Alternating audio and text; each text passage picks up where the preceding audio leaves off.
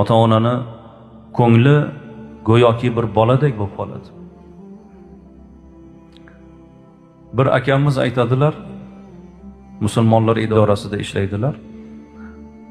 Men bozorga borib bir meva bu narsa olib kelsam, endi onam juda keksayib qolgan, 80 dan oshib qolganlar. Ko'tarib kelgan narsamni bilmaydilar. İçidan olmani eng zo'ridan bittasini olaman. Anor bo'lsa anordan bittasini olaman.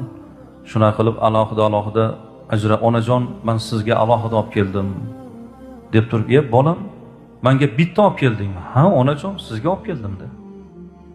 Bittadan oshig'i ertaga urinib qoladi. Ertaga yana bitta olib kelaman. O'zi 2 kilo olib kelganman. Sizga olib keldim onajon. Bir boshni yaxshisini olaman deb oldilariga olib kelib, axir menga bor bozordan bitta olib keldingmi? Ha, bordim.